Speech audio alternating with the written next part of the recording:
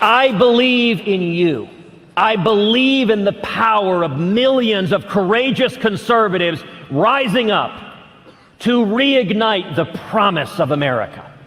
We've come to take our country back from the special interests that use Washington as their personal piggy bank. And I suppose it's only fair to say, don't you someday want to see a woman president of the United States of America? We must change the decisions we are making by changing the people who are making them.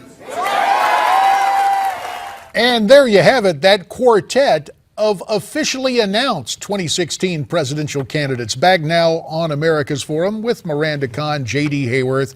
Miranda, so far, four, count them, four with official announcements, but just how do these candidates stack up? That's a good question. I want to find out. But I bet one thing, they're not going to harmonize together. This is Very one true. quartet that will definitely not do that. Numbers instead of frequencies and harmonies, but Yes. we'll dial up somebody who keeps his eyes on numbers. For an in-depth analysis, we go to our good friend, the senior analyst for Zogby Analytics, John Zogby, the author of First Global's Understanding, Managing, and Unleashing Our Millennial Generation. So for all the generations right now, John, from your vantage point, who is the strongest Republican candidate at this point? At this point in time, the one who's polling the best is Scott Walker, followed by Jeb Bush. But among those who are in the race at the moment, the three of them are pretty much tied, kind of upper second tier or lower first tier. And so Ted Cruz, Marco Rubio, Rand Paul are all at about the same, 10, 11, 12%. Now, John, I'm curious, because Scott Walker hasn't even officially announced. Is this normal? Don't usually the ratings go up when you officially announce?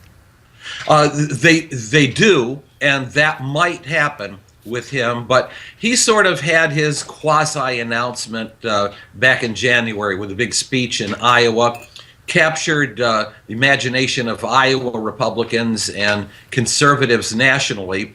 But I do recall 4 years ago, as you might, that the Republicans had kind of a flavor of the month. Every candidate was in the top tier or leading eventually until the day before the Iowa caucuses. And so what Walker has to worry about is peaking too early.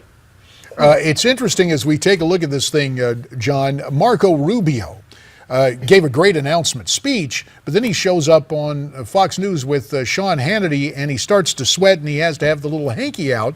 You recall that scene when he was giving the response to the State of the Union when he ducked out for a drink of water. Do those little idiosyncrasies blunt his message and detract from his candidacy?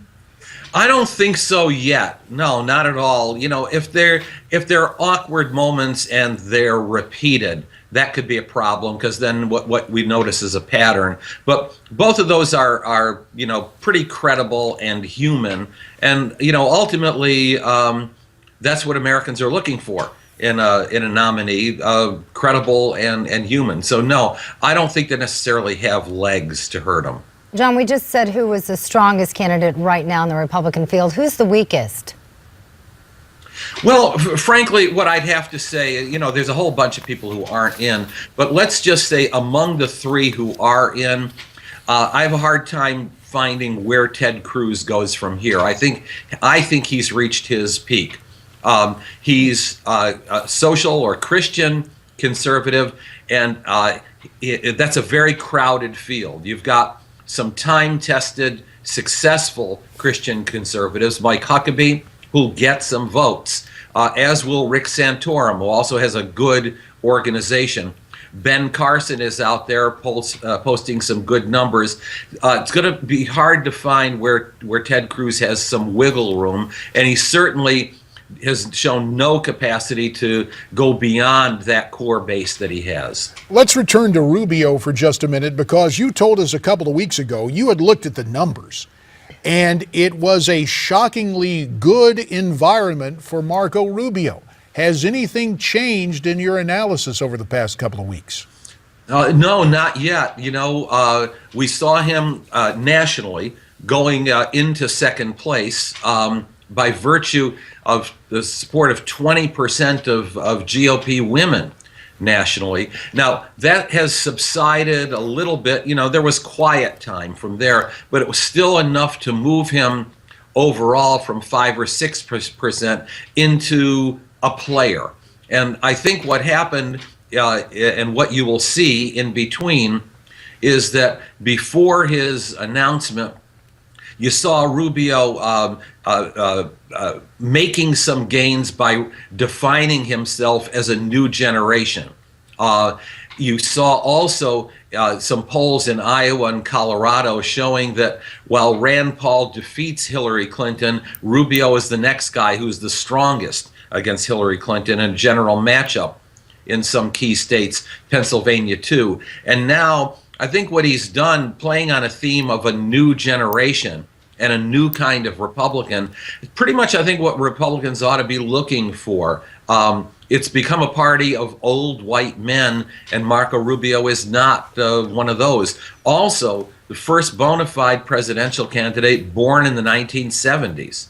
Okay, we only have about, 40 seconds remaining, so we have to talk about Hillary Clinton a little bit right now. Who do you think stands right now the best shot at going up against her for the Democratic field?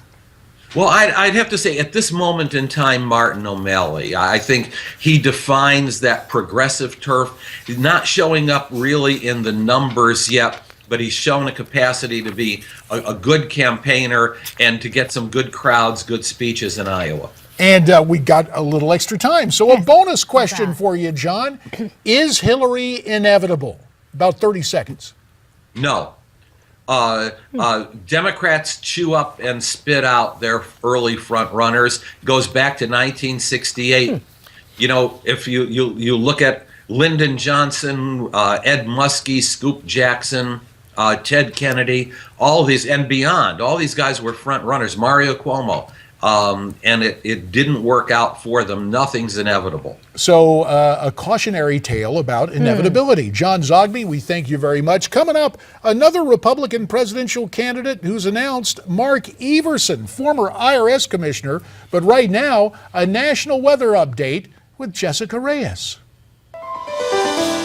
Hey there, I'm Jessica Reyes with your weather from coast to coast, and we are dealing with snow across the higher elevations of Idaho, anywhere between 3 and 6 inches of that. Meanwhile, across the southwestern portion of the country, very nice and pleasant, mainly sunny for San Francisco, Los Angeles, and even into Phoenix, Arizona, where it is a lot windy and a much cooler for your Wednesday. By the Great Lakes for today in Minneapolis, mainly clear and mild with partly sunny skies. And then as we continue to move across the country, we're expecting showers and strong showers and thunderstorms into Oklahoma City with lots of rain through there, hail and isolated tornadoes. A lot of that system will also threaten parts of the deep south into parts of New Orleans, where you'll see downpours, flash flooding, and travel delays into Montgomery and into Jackson, Alabama as well. And then let's go ahead and take a look at some of your daytime highs for the middle of the week.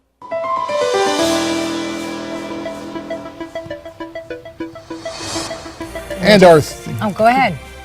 all yours. No, I was just going to thank Jessica for that report and thinking about talking to John Zogby. He said it's finally warming up there. For him, it's warm. It's a heat wave in the 60s. Yeah, Utica, New York, proud home of the Blue Sox. I wonder if they named them the Blue Sox since, you know, people kind of stay cold. Yes. You're probably feverishly trying to get your tax return done. A guy who used to be the head revenuer, the former IRS commissioner, is running for president. Mark Everson joins us after this.